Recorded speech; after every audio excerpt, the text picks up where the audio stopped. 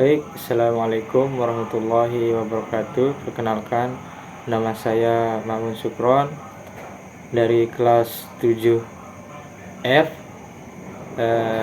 Kali ini saya akan membuat tugas UAS atau ujian akhir semester di mata pelajaran atau kuliah pengembangan bahan ajar PAI dengan menggunakan PPT sebagai bahan ajar di kelas. Baik, langsung saja ke pengertian rukun iman. Yang pertama itu rukun artinya dasar atau pondasi, dan iman artinya percaya dan yakin. Kalau digabung keduanya, rukun iman adalah dasar kepercayaan umat Islam. Jadi, setiap muslim wajib meyakini rukun iman. Baik, selanjutnya pengertian rukun iman. Rukun iman harus kita percayai dalam hati, diucapkan dengan lisan, dan dibuktikan dengan perbuatan, seperti yang dijelaskan dalam hadis berikut, yang artinya Nabi Shallallahu Alaihi Wasallam bersabda, iman adalah mengetahui dengan hati, diucapkan dengan lisan, dan diamalkan dengan rukun. Hadis ini diriwayatkan oleh Imam Ibnu Majah dan Imam At-Tabari dari sahabat Ali bin Abi Thalib dengan sanad yang dhaif. Jadi hadis ini adalah hadis dhaif. Oke, baik. Slide yang berikutnya adalah macam-macam atau banyak rukun iman. Itu ada 6. Yang pertama iman kepada Allah, yang kedua iman kepada malaikat, yang ketiga iman kepada kitab Allah, yang keempat iman kepada nabi dan rasul, yang kelima iman kepada hari kiamat, dan yang keenam iman kepada qada dan qadar Allah. Selanjutnya, yang pertama iman kepada Allah. Iman kepada Allah adalah rukun iman yang pertama. Beriman berarti percaya bahwa Allah itu ada. Percaya bahwa Allah lah yang menciptakan seluruh alam semesta ini. Percaya bahwa Allah Maha mengetahui, Maha melihat, dan segalanya. Beberapa cara beriman kepada Allah. Yang pertama, meyakini bahwa Allah yang mencipta, menguasai dan mengatur alam semesta. Yang kedua, mengimani nama dan sifat Allah.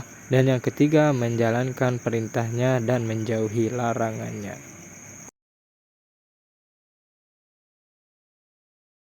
Selanjutnya, rukun iman yang kedua adalah iman kepada malaikat. Iman kepada malaikat artinya yakin dan percaya bahwa malaikat itu adalah ciptaan Allah yang patut dan taat hanya kepada Allah Subhanahu wa Ta'ala. Berikut nama-nama malaikat yang wajib kita ketahui. Ada 10. Yang pertama Jibril, Mikail, Israil, Israfil, Raqib, Atid, Munkar, Nakir, Malik, Ridwan.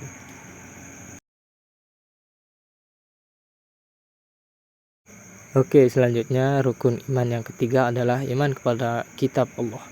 Allah menurunkan kitab-kitab pada Nabi dan Rasul sebagai petunjuk manusia di dunia. Yang diturunkan Allah ada 4 macam, yaitu yang pertama, Taurat diturunkan kepada Nabi Musa alaihissalam.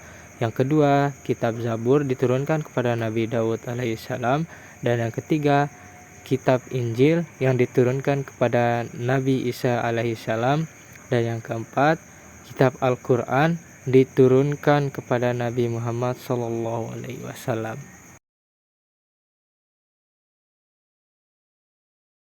Oke, selanjutnya rukun iman yang keempat adalah iman kepada Rasul Allah. Beriman kepada Rasulullah berarti harus meyakini dan percaya beberapa hal berikut. Yang pertama, Nabi dan Rasul adalah utusan Allah. Dan yang kedua, Rasul membimbing manusia ke jalan yang benar. Dan yang ketiga, ajaran yang paling benar dalam Islam. Yang keempat, Islam adalah ajaran yang dibawa Nabi Muhammad SAW. Yang kelima, tidak ada Rasul setelah Nabi Muhammad SAW. Dan yang keenam, jumlah Nabi dan Rasul yang wajib diketahui ada 25 orang.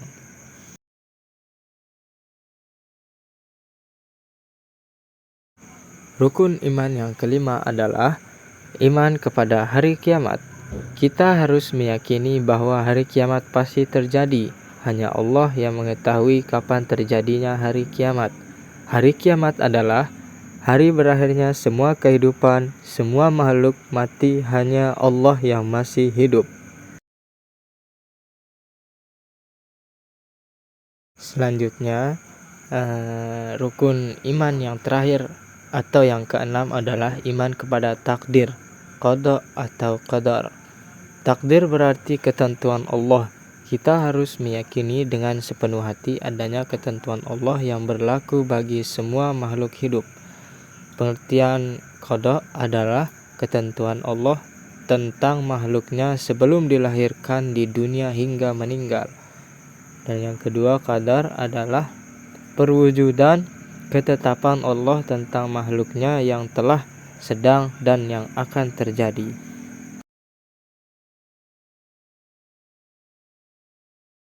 Baik, ini beberapa hikmah meyakini rukun iman.